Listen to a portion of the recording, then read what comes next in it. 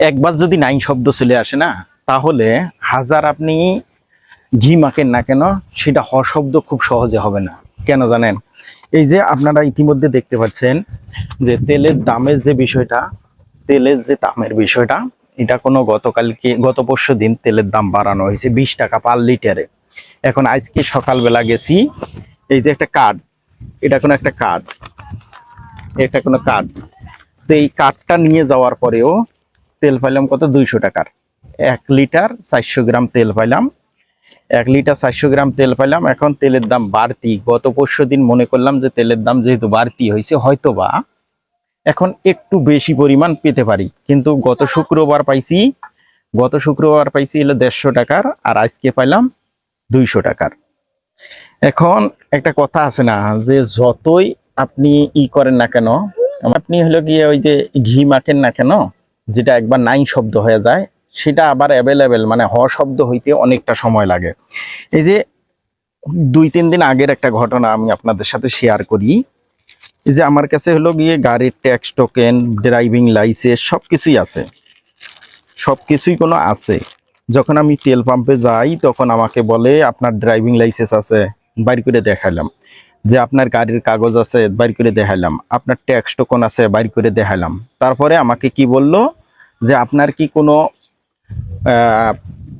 পাম্পের থেকে কোনো রেজিস্ট্রেশন কাগজ দিছে, মানে পাম্পের থেকে কোনো অনুমোদিত কাগজ দিছে, যে না।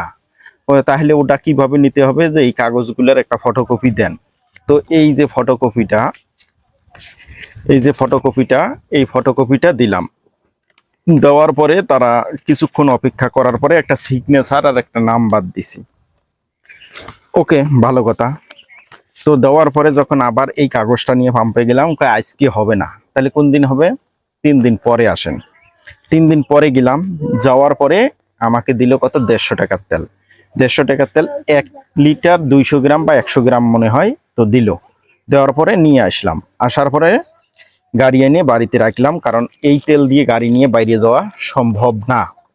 এখন দ্বিতীয়ত কথা হলো, যখন গত পরশু দিন সন্ধ্যাবেলা নিউজ পেলাম যে তেলের দাম পার লিটারে 20 টাকা বাড়ছে, অর্থাৎ অকটেনে 20 টাকা, পেট্রোলে 19 টাকা বাড়ছে।